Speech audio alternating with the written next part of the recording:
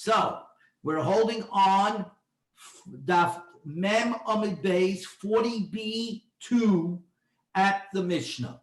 We're going to go till 9:45 as far as we get it, and then we'll see where we're going to get to on Shabbos, for Shabbos, what I'm going to record for Shabbos. So the Mishnah continues. The Mishnah continues to say about other things that we're going to worry about, that if we deal with it, it may become chametz. It's a continuation of yesterday's Gemara. And now it goes further. Okay, ein nois, says the Mishnah, Zok the Mishnah, ein noisnin kemach l'soich charoisis. You're not allowed to add flour into charoisis. Charoisis over here is not the charoisis that we use at the Seder, but this was a dip that was primarily made with vinegar and water. The combination of vinegar and water was a lethal combination. Good morning, Charlie. The charosis, again, over here, the charosis of the Mishnah is not the charosis that we use at the Seder, but this was a charosis that was a dip that was primarily made of vinegar and water. Vinegar and water. The vinegar and water were a lethal combination to create leaven, create that it could rise. And they would many times during the year, they threw in flour. They threw in flour because it would dull the sharpness. So obviously by Pesach, they were very afraid of that. You throw in the flour into a vinegar and water combination, it may come to be turned into chametz. So ein noisen kemal the soich charoisis, oil is soich or into mustard, because again, mustard has the sharpness, and we're afraid that it will grow, it will become chametznik. We are now on 40b3, 40 Mem Amid Beis number 3. The in nosan, but if you did add flour, so it says yoichel miyad. The Tanna Kama says, well, if you did throw in the flour, eat it up right away. Don't let it sit around so that it won't become chametz. Rameya says it's absolutely awesome. The Mishnah goes further. Now until now we were talking about matzah. We now take a sharp right turn and we go from matzah to the korban Pesach. Ein mavshilin es haPesach. We may not boil the Pesach. The korban Pesach was eaten. The sacrifice, the Pesach sacrifice was eaten roasted. 3 eish. This is very important. Good morning, Isaac. 3 eish. 3 eish. Meaning roasted. The korban Pesach had to be eaten roasted. As you're going to see, the pasuk clearly says that you're not allowed to eat it essentially raw, meaning you're not allowed to eat it rear. You can't eat it rear, partially roasted, and you cannot eat it boiled. If it was boiled, it is no good. So here the Mishnah says, you're not allowed to boil the Pesach, loy b'mashkin, neither with liquids, v'loy b'mei peris, nor with fruit juices. What's the difference between liquids and the fruit juices? Liquids are simply the 7 liquids upon which you can put onto food to make them susceptible to tameh. As you know, all food items, until they are wetted, are not roy l'mekabel tumah, are not chokshel l'mekabel tumah, cannot be susceptible to l'mekabel tumah. So the mashkins are wine, honey, shemen zayis, olive oil, milk, blood, water, and dew are the 7 liquids which, if you put it on food, make them now susceptible to become tameh. And so that's when the Gemara, the Mishnah uses the word mashkin, it usually means these 7. The loy b'mei peris is any other peris, like pomegranate juice or anything else. That's what that means. Avol, but what you are allowed to do is sachen u'mitaplim oisai behed. But you are allowed to baste the korban Pesach with this, or dip the korban Pesach into them. Okay, and when it says into them, it would seem to see that means you can even dip it into this charoisis and the chardala. Even this charoisis and the chardala that has vinegar in it, dipping into it is fine, but but making the matzah with it, let's say in that case, was no good, but the carbon pesach, you could dip into it. Now it says like this, May tachmisha shel nachtoim, the water used by a baker, yishpechu, needs to be spilled out, because it becomes chametz. The water we're talking about over here is obviously water that he used to knead, but it's also the water that by definition he used to rinse off his hands from all the flour that's in it. Therefore, remember this, there was no sinks in those days, so you actually had water, like a bucket of water next to him, and it was being used both to rinse his hands and to put water into the flour to make the thing. Obviously, his hands are full of dough. They now get full of water, and you can imagine we got a problem of it might become chametz. Zok the Gemara. Says the Gemara. Amar Rav Kahana. Says Rav Kahana. Machloikis l'soicha kardula. The dispute in the Mishnah is only regarding the case of flour put into the mustard. Regarding we're talking about the first part of the Mishnah that was talking about matzah, not the second part about carbon pesach. I was talking about matzah. Amar Rav Kahana, machlokes l'soicha kardula. The machlokes is regarding putting it into mustard. Whether you could put it in, you could or you can't. But in the case of putting flour into charoisis, divrei hakol yisraf miyad.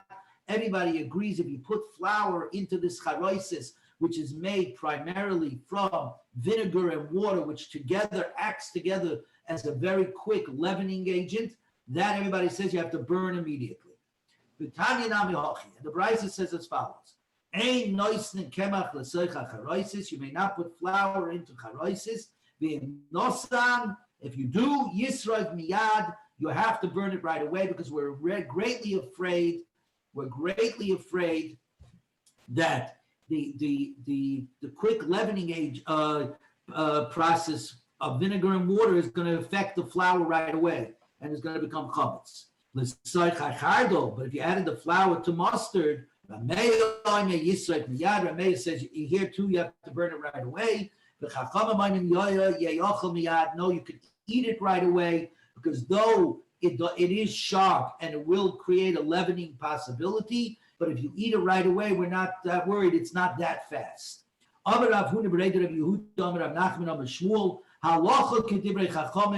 halach is like the chachamim that you can eat it. You can eat the mustard that has now. You can eat the flour that was put into mustard that you can eat right away. As long as you eat it right away. Says he asked Rabbi Yehuda, the son of Rabbi Yehuda. We're now on Mem Aleph, Amid Aleph, 41a1. He asked the question: Acharoisis kamamar. What exactly is this argument? So what's the difference? In other words, what should be the difference between flour into mustard or flour into charoisis? If they allow the flour into the mustard, they should probably allow you to eat the charoisis, the flour into charoisis also, as long as you eat it right away. The answer over there is as long as you eat it right away, according to the Rabbanan. So, and for the Gemara, no, the Rav Kahana. The Amar Rav Kahana, machloikis l'soicha kardel. The machloikis between the Rabbanan and Rameya is only in the case of mustard, where the flour was put into mustard. But in the case of flour put into charoisis, divrei hakol yisraf miyad. According to everybody, you burn it right away. Amalei. So Rav Huna said to Rav Nachman, Lo shmieli, I did not hear this from Rav Kahana. Meaning, what do I mean by that? Koloima lo smirli, I do not agree with Rav Kahana. So Rav Ashi kavose to Rav Kahana mistaber that the cheshbon of Rav Kahana is more reasonable. That what? There is a difference between mustard and this charoisis. Midika'ama Shmuel, where Shmuel said before that we learned about 4 dafim ago. Ein halacha ki Rabbi Yosi. The halacha is not like Rabbi Yosi. If you all remember, it was the case of barley grains. It was the case of barley grains that swelled. And we were afraid that they were going to crack open. And when they crack, we say that they can no longer be done because they're filled with water. And now we got to worry about chametz. So Rabbi Yosi said, go ahead and immerse them into vinegar because vinegar works to retard the swelling. It contracts, it shrinks the barley grains. And Shmuel said, absolutely not. And remember we said Shmuel is the professor of Shas. Exactly. So he's the scientist. He's the scientist of Shas. Exactly right. So Shmuel said, in fact, no, I went into my laboratory and vinegar does not act like that. Right? So he said like this. Just like we said before, the Shmuel ain't halacha ki Rabbi Yosi. The halacha is not like Rabbi Yosi, and in fact, vinegar does not act as a retardation, does not contract. My love, what's the breadth of Shmuel's halacha? Doesn't it mean that vinegar, in fact, does not contract the grains? Except what does it do? But what it does, it promotes the leavening process. So therefore, by definition, the mixture of flour and charoisis, which contains the vinegar, would have to be burned immediately. Says the Gemara, loy, dilmo, loy, matzah. That's maybe what he said, that vinegar does not act as a retardation agent. It doesn't shrink. It doesn't contract. But loy machmi, mechame. But neither does it promote leavening. What vinegar does is essentially, vinegar sort of stops the process completely, neither contracting it, but neither adding to it. So therefore, we have no proof here whatsoever whether this that the Chachamim say, that it's okay to put flour in. If you put the flour into mustard, you could eat it right away. But regarding the charoisis, we're not clear exactly what the halach is. Now we're going to the next part of the Mishnah, which is about Korban Pesach. Okay, so we're leaving matzah, we're leaving flour, and we're going to the Korban Pesach. Just to remind everybody, the Korban Pesach is shechted, is slaughtered on the afternoon of Erev Pesach on Yud Daled Nisan, from the 7th hour of the day on. The mitzvah to eat the Korban Pesach is obviously first at night, the night of the Seder, the night of the 15th. That's when everybody sat together to eat the Pesach. Tangentially, the Korban Pesach was shechted, was slaughtered b'chabura, with a group. In other words, you had a bunch of partners in the group, which you all had to sign up into the group before it was slaughtered, and that same group had to eat the Korban Pesach together. Okay, a group was brought together. So let's say we had the Boca Jewish Center Daf Yomi. That's their Korban Pesach, and we would have to Pesach by night to eat it together. Okay, this is important. Okay, and the question becomes, as we're going to see over here, after you slaughter the Korban Pesach on Erev Pesach, are you allowed to, you get hungry, are you allowed to eat a piece of the meat of the Korban Pesach before it was Pesach? Okay, and that's going to be the big question over here. And then, of course, as I said before, it has to be roasted.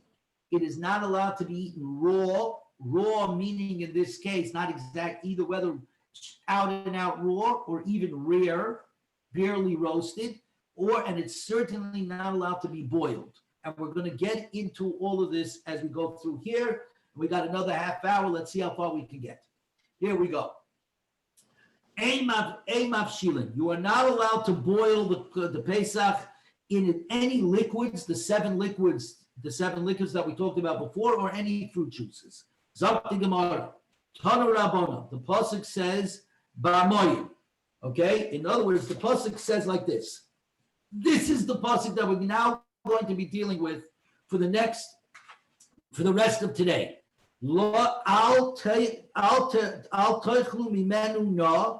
shall not eat it raw or partially roasted, or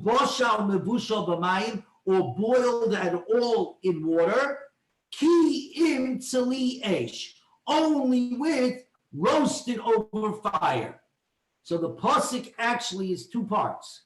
You shall not eat, particularly, specifically, not raw and not boiled in water. And then it says, and you shall not eat, you should eat it only only roasted over fire. So you have the first part is particular. You shall not eat it raw or boiled. And the second half is you shall eat it over a fire, which means you shall eat it roasted over a fire. So the second half is a more general statement. You could eat it roasted with, you have to eat it roasted over fire, which is another way to say any other way is no good. So the pasuk is a specific pasuk and a generalized pasuk. And this is what we're going to be dealing with. So Zakti Gemara, Tanu Rabbanim, Bamoyim. It says over here, Al Techlu Mimenu, no, do not eat with it raw, Bashal Mavushal Bamoyim, or boiled in water.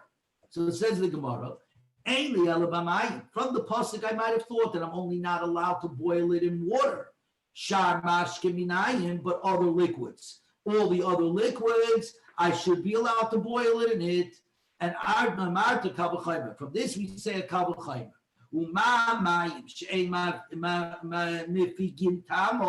Water which has no taste, does not impart flavor into the carbon pesach, into the meat of the carbon pesach. Isurin is still osir, it's forbidden. It's forbidden to boil the carbon pesach in water, even though the water doesn't actually impart any flavor. But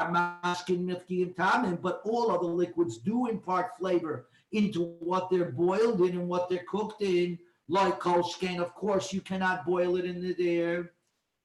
That's one explanation. Rebbe says, I got another way. It says, Ba'moyim. Again, the pasuk says, and you shall not boil it in water. I am only proof of it that you cannot boil it. It's not allowed to be boiled in water. How do I know that I'm not allowed to do it in any other liquids? Talmud loima uvashal mevushal, a double lashon, which actually means uvashal means boiling, mevushal means boiled, present and past tense. Vashal mevushal, boiling, it should not be done. Zok Gemara b'chol makah, the double lashon, the twice, the fact that it says it twice means in all cases it shall not be boiled. It shall not be boiled. So Frank the Gemara, okay, very nice. One brought a kabel chayma, one said from bashal mevushal. My binayu, what's the actual difference between them? What's the practical difference? It could be nayu tzli kedar. It's if you roasted the carbon pesach in a big pot. Here's the difference. In the pot, you put the carbon pesach. No liquids. There are no liquids. You put and you start roasting it in the pot. What happens? The natural juices of the meat of the carbon pesach start oozing out of the meat of the carbon pesach. So now it's being cooked, as it were, in its own liquids.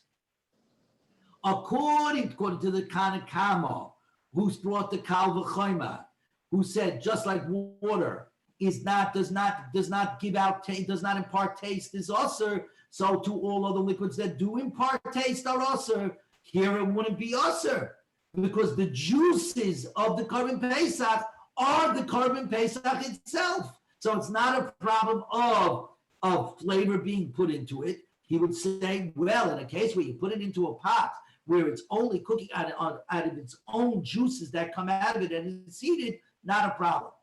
But according to Rebbe, who says, Bashal Mevushal, it shouldn't be boiled at all, B'chol Makim, in all cases, even in that case, it would be no good. You would not be able to put the carbon pesach into a pot with no liquids because its own liquids would come out and stay in the pot, and therefore it will be affected by its own liquids. And the pasuk clearly says it shall not be boiled at all with any liquids. That's the difference. Very good. So it says the Rabbanon, hi bashal mevushal mayovid. Like Rebbe's got a good point. It does say bashal mevushal, boiled. You shall not do. That means in all cases. So how did the Rebbe? Why did they learn it from the Kabul Chaim and not learn it from bashal mevushal? Says the Gemara, because we need it for the law that we learned in the Brayso. If one boiled the Pesach, the carbon Pesach, and then after boiling it, he sticks it over a spit. He puts it on a spit and roasts it over the fire. Or he roasted it over the fire, and afterwards he boiled it. Chayiv, he's chayiv for getting malchus. He gets lashes if he does it obviously inadvertently, he doesn't know the halacha. Chayiv, he gets malchus. So Frank the Gemara. Bishlema, you're going to tell me he gets lashes. Bishlema. Where he first boils it and then he decides to roast it. Chayiv the habishla. He's chayiv because what did he do first? He boiled it. It's boiled. So the fact that afterwards he roasted it, what's that got to do with it? It's boiled. You're not allowed to boil it. If he ate it, therefore he gets malchus. Not even if he ate it, he didn't even eat it. Sorry. Even if he just boiled it, he gets malchus. We're now on 41A2. Ella B'tziloi v'achakat bishloi. But what about in the case where he first roasted it and then he boiled it? Hatzli Yeshu. It was roasted over fire. Amai. Why does he get malchus? He shouldn't get malchus. The fact is he roasted it. It was perfectly done correctly. What he did with it afterwards, why should it have any effect on what I did before? Rav Kahana Hamani, who's the Tana of this price? So Rabbi Yosi. It's Rabbi Yosi. The Tanya, because Rabbi Yosi says, now we're going back to matzah. We're back to eating matzah.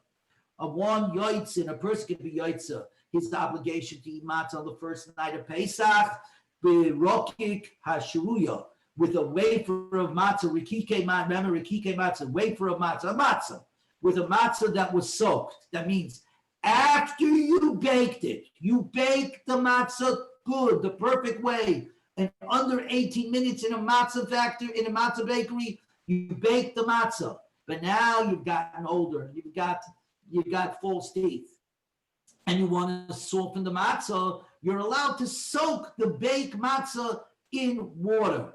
Because we have a rule, as we talked about before, ein bishul acher bishul. There is no cooking after cooking. Once something is cooked, it's cooked, it's cooked. It will not rise further. So now I don't have to worry about the matzah rising after I baked it and put it into water. However, goes on, we keep going. Umevushul shaloi nimoyach. Or one that was boiled, you take the matzah, it was baked, and then you go ahead and you boil it to soften up the matzah. As long as obviously the matzah doesn't get dissolved. Obviously, if the matzah gets dissolved, it's no longer a matzah, and you can't be yotzi yechiv of eating matzah on the first night of Pesach. Divi Reb Meir, that is Reb Meir. So Reb Meir says you're allowed to soak a baked matzah, and you're even allowed to boil a baked matzah as long as it doesn't dissolve. And you can be mekayim your mitzvah of achilas matzah. Rabbi Yosi says, yoitzim berikik hashruah. I agree. A matzah that's baked, that's then soaked in water, is still a matzah, and you can carry out your obligation to be mekayim the mitzvah of eating matzah on the first night of Pesach. Avoloi mevushol. But absolutely you cannot boil it even though you baked it. You cannot boil it even if it doesn't dissolve, because Rabbi Yosi holds that when you go ahead and boil a matzah, it loses its name lechem. It no longer has the name of bread. It loses its title of matzah. Boiling changes the properties completely. In our case, then, Rabbi Yossi would say, same thing with the Pesach. The Pesach that was roasted, the carbon Pesach that was roasted, and then was boiled. And remember, we asked before, if it was roasted already, what's the difference if afterwards I boil it? The fact is I did roast it, so therefore why am I getting malchus? The answer is that once you roast it and then you boil it, it loses its name, Pesach, it loses its name roasted and becomes boiled. And then it's a boiled Pesach. That's the power of boiling. In fact, just as an aside, the Malbim says and we find this in other places, and he goes into this, that the Mabul, the flood, was in fact 40 days of boiling water. It was not cold rain, it was boiling water. The entire world boiled over, which is one of the reasons why carbon dating doesn't exactly work, according to us. Because the entire world was completely boiled over for 40 days and 40 nights, completely changing the entire geographics. As you can tell, the continents broke apart, etc., and etc. This is again because boiling changes the actual property. So Rabbi Yossi says that's the reason why, even if you roasted it first, but then you boiled it, it doesn't matter. It doesn't matter. The boiling process changes everything. So now Ula says that's according to Rabbi Yossi, but Afilu Tamer Rameir. You could even say, regarding carbon Pesach, even according to Rabbi Meir, because it's true that by matzah, he says, if you take the matzah that was baked and then you boil it, you could still carry out your obligation to eat matzah the first night of Pesach as long as it's not dissolved. But Shani Hacha over here by Pesach, the Amakra that the pasuk says, Uboshal mevushol, it shall not be boiled at all, mikol makai, in any circumstance. It's not letting me boil in any circumstance. So that means even if I already roasted it, I'm still not allowed to. Something that is a carbon Pesach is not allowed to be boiled, period. Whether before you roasted it or after you roasted it. And if you do, you chayiv and you get lashes, you get malchus. Now says the Gemara like this. Tana Rabbana. So, one quick question. Yes, of course. So then, so in this case, because it says Bashal Mavushal, that it the Ein Bushal Achar Bushal doesn't count. Doesn't matter. It doesn't matter. Exactly.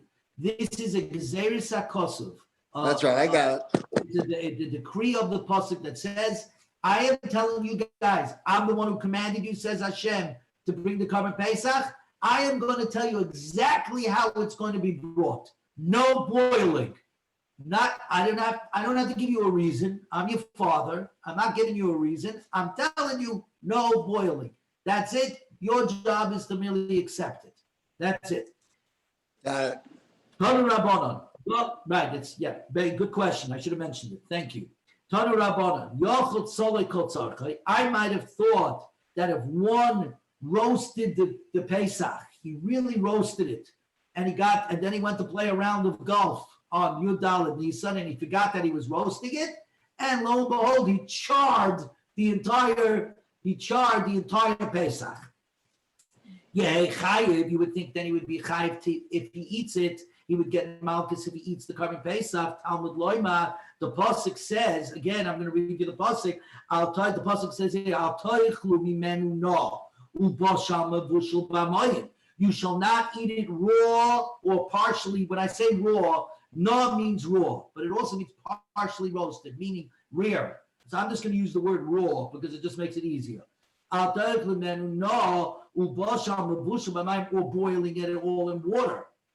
No, Hashem is telling us in the pasuk, I don't want you to eat it raw, partially roasted, or boiled at all. But I don't have a problem if you go ahead and you char the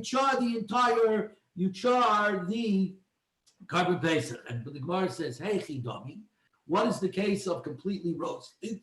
Ravashi, like we've been explaining, the Shabbat Charucha, that you charred it into a complete lump. It became completely charred. Tanu Rabbanan, Yochel Ochel Kazayis Chai. I might have thought if one eats a kazayas, an olive's volume of raw Pesach, of the Pesach while it is raw, in fact, you are allowed to eat raw meat. That's a different Gemara entirely, as long as you take out the blood. And even then, that's a big question whether you have to take out the blood when it's raw. But that's for chulin. Many mesechtas from that. Yochel ochel kazayis chai yehei chayiv. I would think that you are therefore chayiv to get malchus. Talmud Loima, it says in our pasuk, Al toichlu mimenu no boshel lebushel. You shall not eat it raw or boiled at all. No, Voshel Amilach. I said to you, raw, partially roasted, or boiled. But I did not to tell you completely raw. That's not what I told you. I might have thought it means to be permitted. The second half of the pasuk, right? What does the pasuk say? You shall not eat it raw, but I mean by that partially roasted, rear, or boiling it in water at all. Only roasted over fire. What's that second half? The general statement. Only over roasted over fire.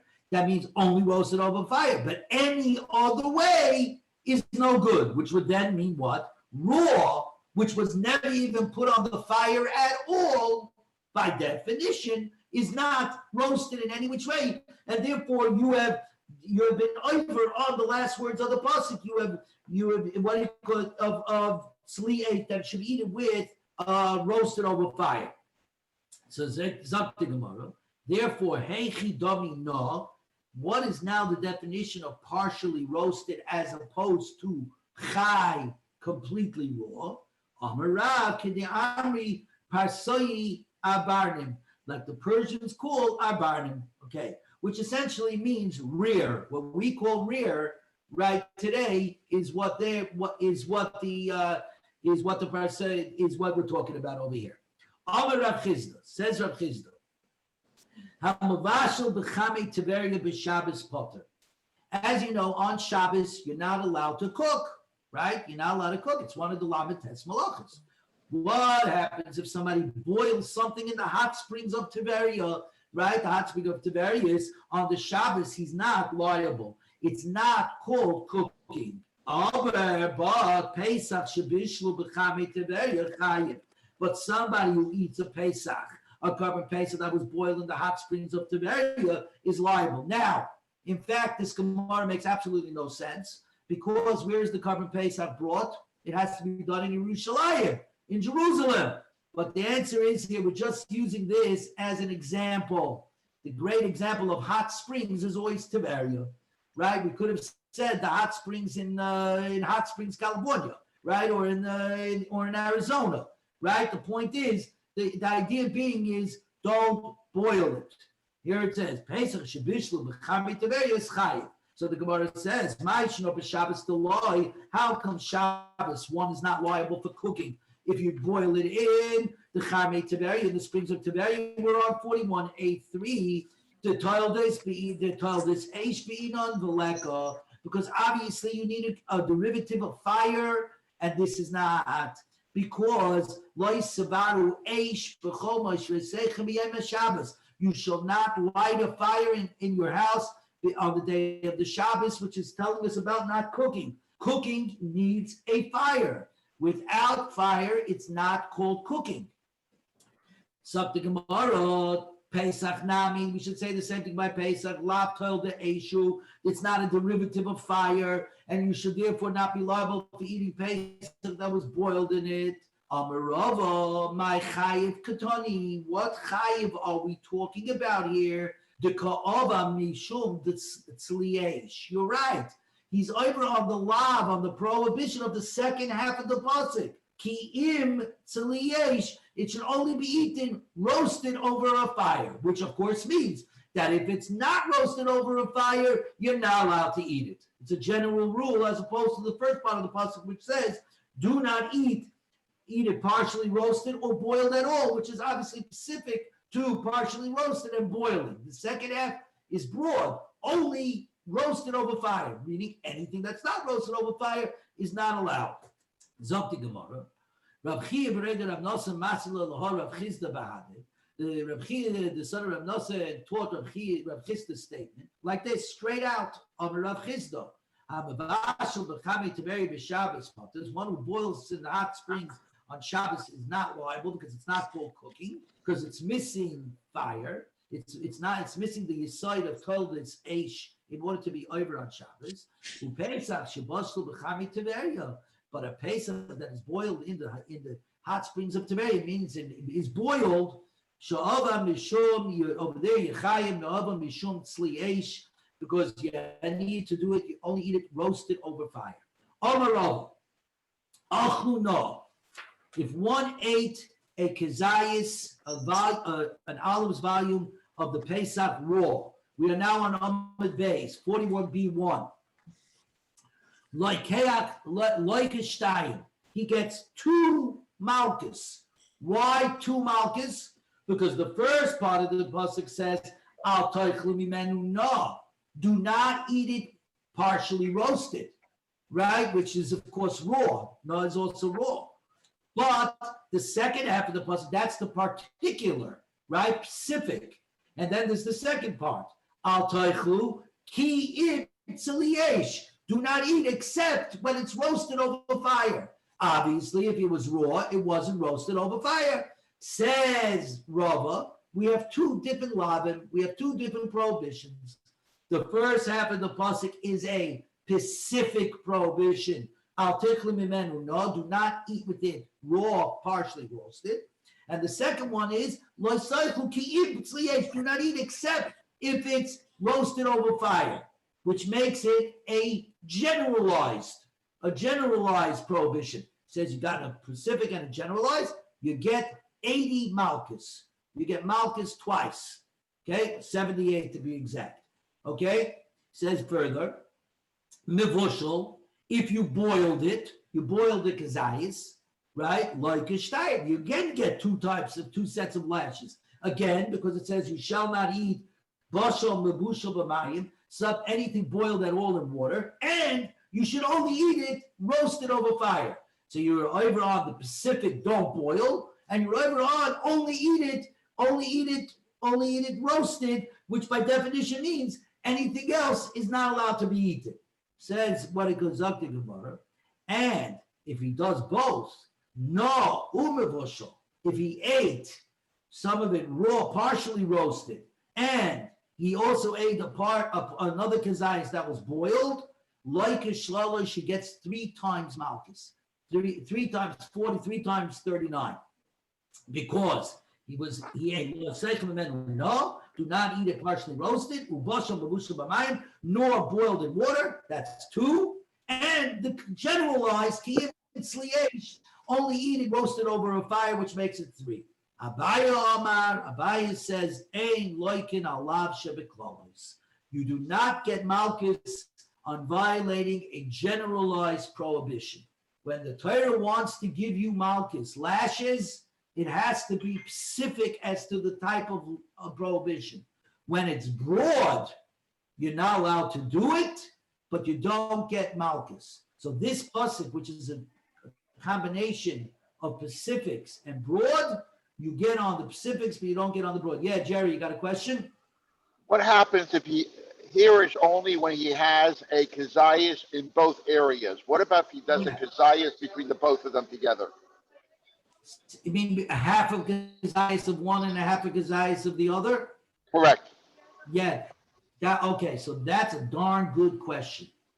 Right, I do not totally know the answer, because theoretically, let's explain Jerry's question. Achila, eating, is always, we said, the shir achilas is always a kazayas, an olive's volume. So if I ate less, if I assume these are specifics, and Jerry's pointing out the fact these are specifics. The Gemara here is saying I get three lashes because I ate partially roasted, boiled, and because I didn't and I didn't eat it roasted. From here, it seems, Jerry, that if you eat a half a kazayas raw or partially roasted, and a half a kazayas boiled, he would not get malchus. He would maybe get malchus. He would possibly get malchus for the generalized. You shall eat it only sliesh, because there, that portion doesn't look at, is it boiled, is it partially roasted? It looks, has it been roasted? The answer is, with regard to those, you ate a kazayas of non-roasted Pesach. The fact that the kazayas that you ate was a half boiled and half partially roasted. Regarding roasted, you didn't eat it roasted. That's a kazayas. You would get malchus. Logically, you would get malchus on the generalization. but on the Pacifics he would not get.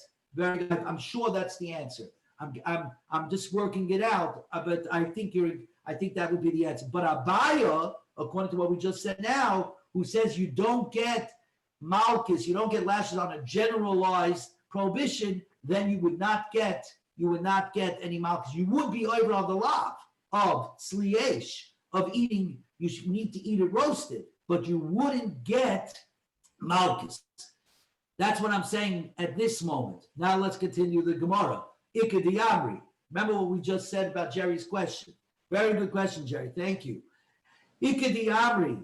Tarte hu deloy loki. In fact, it's 2 sets of lashes he doesn't get. Choda mias loki, 1 lashes he does get. In other words, if we have the case like Jerry's, where he ate a half of kazayas boiled and a half of kazayas partially roasted, and the way we just worked it out, it would seem that on the Pacifics you would not be able because it wasn't together. Each one was a separate non-shear, non-volume of eating. But together they are kazayas, so you were over on the generalization, you would get the malchus of the generalization. In other words, Abaye is saying you only get 1 set of malchus, either on the Pacific or on the generalization. But you can't get for both the generalization and the Pacific. But in a case like Jerry's, where the only thing you were over on, the only thing you broke was you shall eat it roasted, and you ate a kazayas that wasn't roasted, which is from the general side of the prohibition. According to this, you would get malchus. Chada miyas loki. 1 you would get. Ika diamri. Chada nami loy loki. No. If for whatever reason you couldn't get any of the Pacifics, right? Or you got for the Pacifics because you ate a kazayas, or you didn't get the Pacific, like Jerry says, you didn't eat a kazayas. In kolzeh, you don't get for the generalization because the loy mechiache la'ave, because it's the lav, the generalized prohibition is not Pacific, kilav de chasimo, like the prohibition of muzzling an animal. In Sefer Devarim, it goes like this. It talks about over there the halachas about giving malchus, about giving lashes. And right away, the first lav that it brings is the lav of when you're threshing your animal, you're not allowed to muzzle the animal.